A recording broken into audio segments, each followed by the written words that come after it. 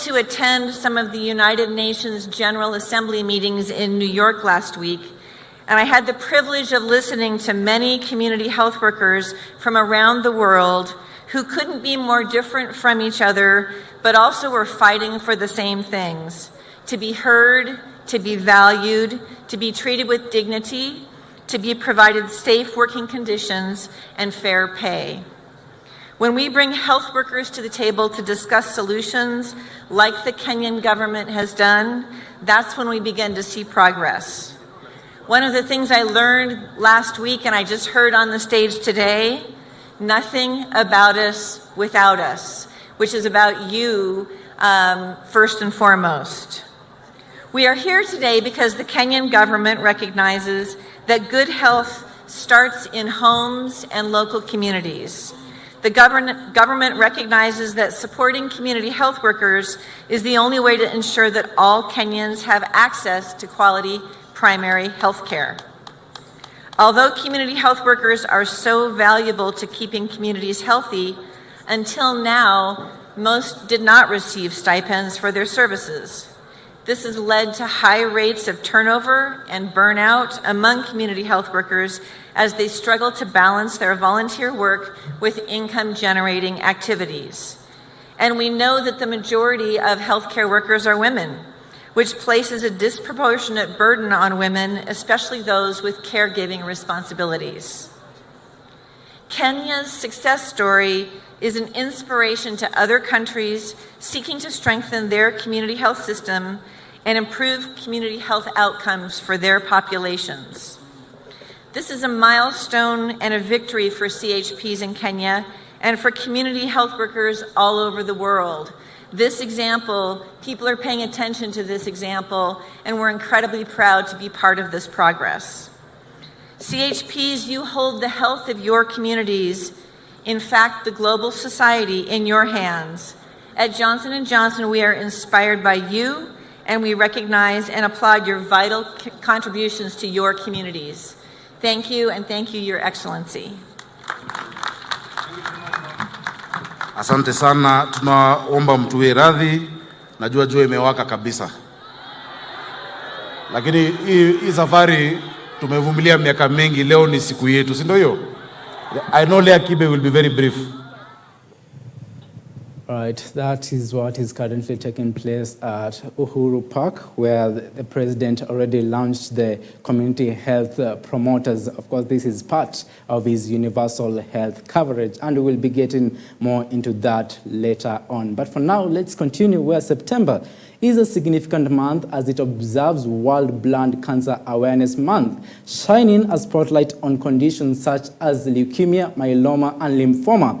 Now, recent studies have indicated that leukemia affects a larger population compared to other blood cancers. Nevertheless, encouraging breakthroughs in research have paved the way for the development of novel interventions tailored to alleviate the challenges faced by leukemia patients on their medical journeys.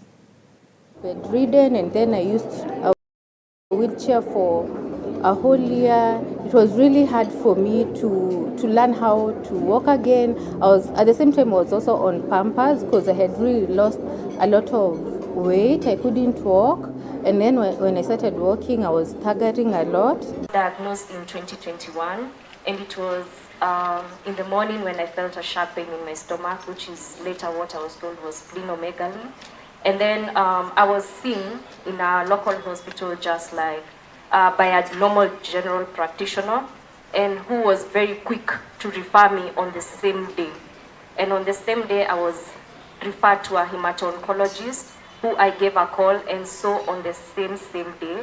Support of Max Foundation and Novartis, we have seen patients here who have visited us today who have been on treatment for 15 years and is available in Nairobi Hospital, which is a premier treating facility. It has now been devolved. It is also in Kenyatta National Hospital, Jaramogi Oginga Odinga Hospital in Kisumu, Moi Teaching and Referral Hospital in Eldoret, Nakuru PGH Hospital, and the Coast General Hospital in Mombasa. I came in, they were called community health volunteers. And a volunteer can down their tools whenever they want. Community health workers, however, have a contractual obligation to us, and we make sure that they are remunerated very well so that they don't get tempted to, after training and so on, to go off. And I think that is very important. Because if you have universal health coverage, then one thing you are going to make screening, early detection, early diagnosis, treatment available and affordable. It has to be accessible, it has to be affordable, yes, and it has to be effective. It has to be quality. For a week, I used to pay 25,000 shillings. So I feel maybe without this initiative and this foundation, maybe you could have sold stuff from my family, and it could have really drained us. And who knows, maybe I wouldn't even be here.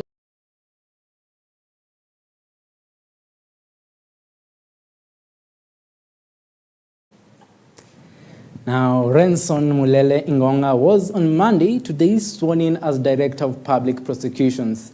The event was presided over by President William Ruto at State House, Nairobi.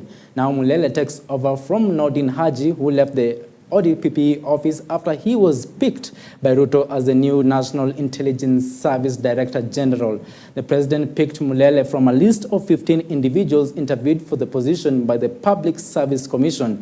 He is set to serve on an 8-year term, where Mulele's appointment came after MPs unanimously approved his nomination to the position.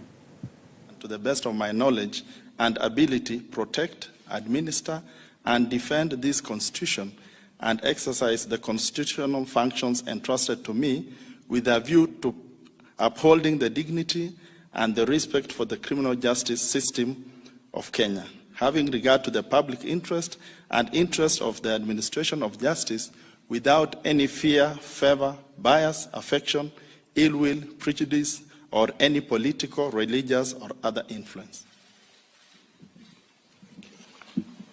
CJ that I chair, we stand ready to welcome you to the family of NCJ and to assure you that we will collaborate as partners and work with you to deliver on your mandate. We believe in a shared vision of a just, efficient, and effective justice system, and one that serves our citizens with the fairness and timeliness that they deserve. Your assumption in office will mark a new transition as you take on the role of the Vice Chairperson of the NCJ Council. The sacred goal of making Kenya a more just and more safe nation for all of us. You will face criticism, Mr. Renson Omulele. You will hear calls for greater accountability and transparency in your office decision making. This is part and parcel of public service and state office. I trust that you will understand that in our vibrant democracy, Kenyans demand for and deserve to receive a higher standard of service from those they have entrusted with high office, starting with me and including. Now, Azimio la Umoja coalition leader Raila Odinga has said that he is not going to retire from active politics anytime soon, while firing shots at his political nemesis who have been piling pressure on him to retire from active politics and go back to his rural home in Bondo. Mr. Odinga stated that nobody should decide for him when to quit politics. He stated that he knows the direction to his norm and will one day go back to Bondo, only when he deems fit and not through pressure from anybody. Now, Mr. Odinga made the remarks at the home of his sister-in-law, Tabu Osewe, in Bondo constituency, where he stated the journey for liberation of this country is still underway and he cannot leave it halfway. The Orange Democratic Movement leader assured his supporters that even though the journey has been long and tedious, there is hope at the end of the tunnel and very soon they shall achieve their ultimate goal.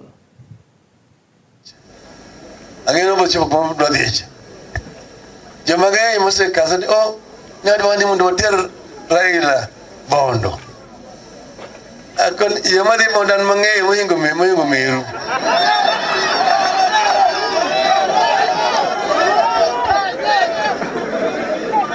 Chieng man dok bondo. Doke bi kwai. Doke bi duari. Angek mapondo ntie. Podo ka dok bondo sane. Podo na dok bondo. Kabiru sane. Come on. Chieng man na biru bondo doke biru dakka ta be da biru dakka. Tunga toke mawach tani muda dok dala. O kamano. Kurongeni kumawacha bur. Ni makede mateka hinya mdokel katiba manyien. Katiba manyien ji manganya okne duare. Nyoro en higi prario nyaka nigi nego de Mumbai. De Mumbai no negi ke wach mar katiba ni. Sane nitie loso madhi yime. Tiyo ni maketo kucha. Hotel negi Kalonzo to gi Wandai. Kuro mangino tweya. Okaya loso manganya hinya sane. Otuya, omiyo kino ko Kalonzo hinya kikuweki makboro. Ado wande mondo amegi thuolo mondo gilosi, mondo gitieki. Kagisi tieko ni kodhi maber to kare kare. Kamano. To karach to. Jomoko mara moko magine kama wacho sakasema. Now, Kenya and the United States will sign a defense cooperation agreement on Monday aimed at strengthening counter-terrorism effort in furtherance of regional security interests. The move is part of the efforts to further strengthen cooperation in defense and security amid escalating threats across the globe. Now, Kenya's Minister of Defense confirmed the signing ceremony will take place at the Defense Headquarters in Nairobi, where Defense Cabinet Secretary Aden Duale will host his American counterpart Lloyd Austin III. Kenya is a key United States ally in the region, particularly in the joint efforts to combat terrorism, including the fight against Al-Shabaab, a Somalia-based Al-Qaeda-affiliated terrorist group. Austin's visit to Kenya is part of his week-long tour of Africa, which also includes stops in Djibouti and Angola from September 23rd to the 28th. During his stay in Nairobi, Secretary Austin is scheduled to engage in discussions with Kenyan defense officials with a primary focus on shared security interest and collaborative efforts in counter-terrorism. An earlier statement from the Department of Defense indicated this.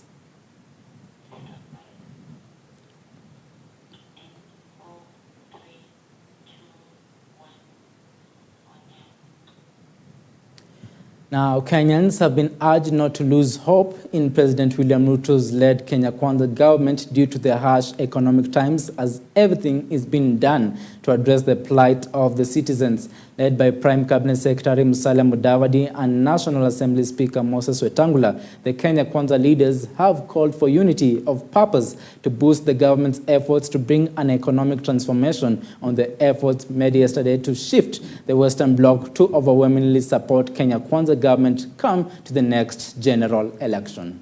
It's going to be a walk in the park. It will be a long journey, but we shall overcome the challenges, and this country is going to be better and better, and the future of Kenyans is bright. Challenges that bedevil our country today, not just the cost of fuel, but the high cost of living, cannot be solved through opportunism. And I have seen our colleagues in Azimio trying to be opportunists, to ride on the cost of fuel. That is not a Kenyan issue. That is a global issue. Tufunge mshipi, tujikaze kidogo kwa karibu muda mchache tu hapa mbele, na nchi yetu tuweze kuwapatia watoto wetu na vizazi ambavyo vinakuja nchi ambayo haina madeni, nchi ambayo inanawiri, na nchi ambayo uchumi yake iko kwa kisawa. Kila Mkenya ni shahuda. Mkenya wote ni shahuda katika serikali ya William Samoei Ruto. We know that the challenges, we know that these challenges are not unique to Kenya. And we know that these challenges are not insurmountable. They will be surmounted. We have purpose to focus on growing incomes for the ordinary man. Does not do any guesswork anymore. The situation is quite clear that Ruto has got the head start, and it is easier for us to work with President Ruto to the election of 2027, and then maybe you can talk after. Chinua Achebe said, a wise man standing on the ground will see farther than an idiot on top of a tree. Na sisi tulikuwa tumesimama kwa ground na tumeona mbali. Tumeanza kujipanga as a region. Shida inakuwa saa zingine tukijipanga as a region, pia tunaambiwa hiyo ni ukabila. Kama ni ukabila, wacha ikuwe ukabila. Na haja ya Mheshimiwa Rais William Ruto kuja kutafuta kampeni hapa, kwa sababu kura zote zaidi ya 70,000 hapa Shinyalu zitaenda kwa kapu moja, na hilo ndilo kapu la maendeleo. Right now, a section of Western region leaders have come out to oppose Nandi Senator Samson Cherargei's proposal to increase the presidential term limit from 5 to 7 years. The leaders, led by Bumula Member of Parliament Jack Wamboka and Matungu Member of Parliament Oscar Nabulindo, on Sunday told off the senator, accusing him of planning to return the country to a dark era. Speaking at Mungore Primary School in Bumula constituency during the launch of the third phase of a 5 million Kenyan shillings feeding program for Class 8 pupils, the Azimio leaders said they will shoot down any proposal aimed at changing the constitution to benefit few individuals, especially on the presidential term limit. Ako bado anaishi kwa kasumba ya Moi. Hajui maneno Moi alitufanyia sisi. Watu wanaumia, wewe wanasema Ruto aendelee kuongeza wa extend term limit kutoka miaka 5 ifike 7. Wananchi mnakubali hiyo? Haijafika taarifa. Unajua Didmas huyu bishop wetu saa zingine nampata anakunywa chai na Cherargei. Nataka asikie, aenda mwambie. Wananchi mnakubali hiyo? Wako na nia ya kuintroduce mswada kwa bunge ya kufanya ati president anaweza kuwa na limitless terms, akae mpaka maisha yake yote. Hatuwezi kurudi nyuma kwa katiba ya siku za Moi. Mtu ni miaka yako 5, unakuja unaomba ingine, wananchi wakikubali kukupatia ingine 5, that's over. Unaenda nyumbani. Kenya ni kubwa, lazima watu wengine pia wapate nafasi ya kuongoza nchi. Next month introduce motion ya kurudisha fuel subsidy ili percentage ya fuel irudi 8% vile ilikuwa, na bei ya mafuta irudi chini, kwa sababu vile bei ya mafuta iko sahihi hatuwezi hiyo maisha haitatuweza. Tuko na shida kubwa sana, lazima mafuta irudi chini ndio mwananchi apate nafuu. Huyu Ruto, maneno ya mafuta, Ruto William mahali huko, rais wa Jamhuri ya Kenya, mimi naona msango ikikupata. Pelekee taarifa kabisa wanahabari. Mimi naona msango ikipata Ruto, kwa sababu wananchi wanaumia. Mtu hana pesa. Kama mtu hana pesa ukimsukuma, akifika kwa ukuta lazima atafanya nini? Atarudi. Vijana wachache hasa kutoka jamii yetu wanatembea pia wanadharau wenzetu. Na hawa ni vijana wachanga kutoka jamii ya Mlembe, badala ya kumheshimu kama Wetangula, kumheshimu Musalia, au wanaenda kuwatusi. Hiyo tunasema vijana wetu wawe na heshima. Ule Malala anashinda akitembea anamtukana Wetangula, anamtukana Musalia, tunasema aheshimu viongozi wetu. Right now, Deputy President Rigathi Gachagua has asked the Kenyan mountain leaders to focus on unity and refrain from expressions that will bring division between them. Gachagua has also asked the coffee farmers in the area to give him time to deal with the brokers, as he claims are crippling the efficiency of the sector. He has asked the Kenyans to give time to the government to first ease things related to the rise of the cost of living. Our walls are strong. What we have are cosmetic cracks. Our walls have no structural weaknesses. That's the Mount Kenya region. We have a few challenges here and there. People competing to be seen to be ahead. Others wanting to be seen like they are more closer to so and so. Others wanting to be seen to be more educated. Others looking more cleverer. Others they think they are more rich. Others they think they are very smart. But those differences are cosmetic. But the soul of the Mount Kenya people is one. It's one. And the soul is what is most important. The driving force of this region is unity and hard work.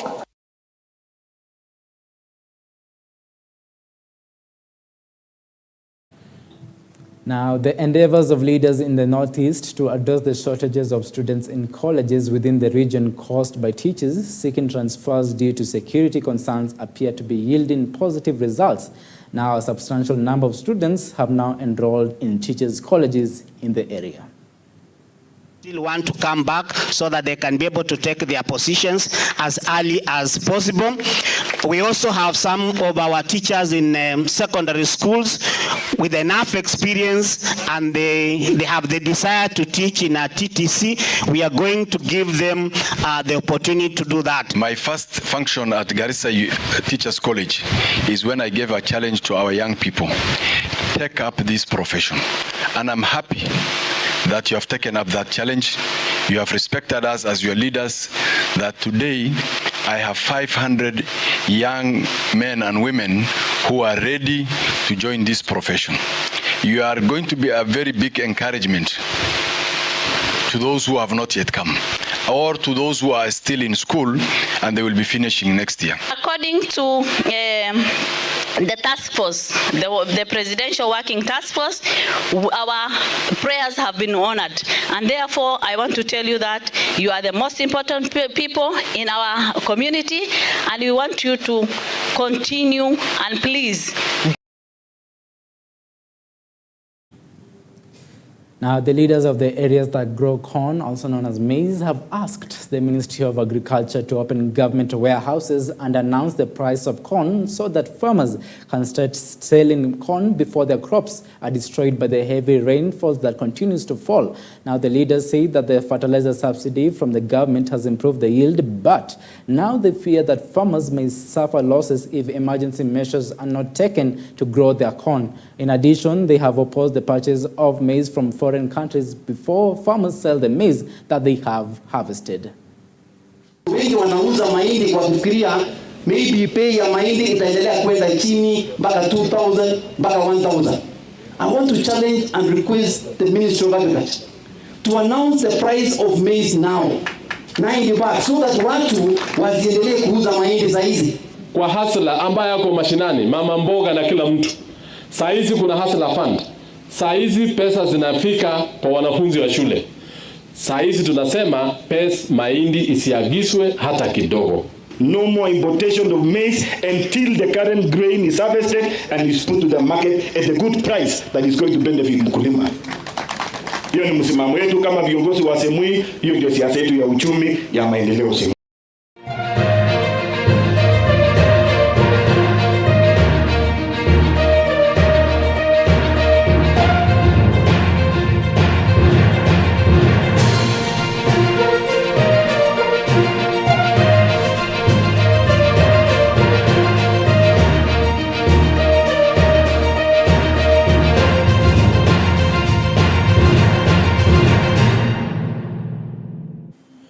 Right, and now it's time for us to have a look at what took place in the sports world this weekend, particularly where we had plenty of activities. We had winners and losers in both areas of the athletics and in football. And now let's get started where Eliud Kipchoge, widely regarded as the world's greatest marathoner, has once again displayed his remarkable prowess by securing victory in the Berlin Marathon. Kipchoge's outstanding performance saw him clock an impressive time of 2 hours, 2 minutes and 42 seconds. This remarkable achievement not only extends his incredible winning streak, but also cements his status as a marathon legend. The sunshine is out as he goes through the arches of the famous Brandenburg Gate, opened in 1791, and from here it's 352 meters, less than a lap of the track. He's been here so many times before, the crowd going crazy, the sunshine is out, and the stage is set for Eliud Kipchoge, who for the first time looks over his shoulder. The victory is secure. They had been threatening to come back at him. At one point, we were talking about sub 2 hours. At another point for much of the race, we talked about a new world record. That's not to be, but Eliud Kipchoge now is on his way to victory number 5 here in Berlin. Another masterful performance on the streets of the German capital. And now he can enjoy his moment. The pressure is off. Kipkemboi in the red is behind him. What a race he's had. It will bring him home in a few minutes, but he's almost there. The finish line is there. The last few meters for Eliud Kipchoge. A different race here in Berlin for the first time, but it's victory number 5 for Eliud Kipchoge. 2:02.40 the winning time. The world record not bothered today, but he won't mind. He moves ahead of Haile Gebrselassie with a 5th victory in total in Berlin. That's 16 wins in 19 marathons. Now, Alvaro Morata scored 2 goals for Atletico Madrid, leading them to a 3-1 victory over rivals Real Madrid in the La Liga derby.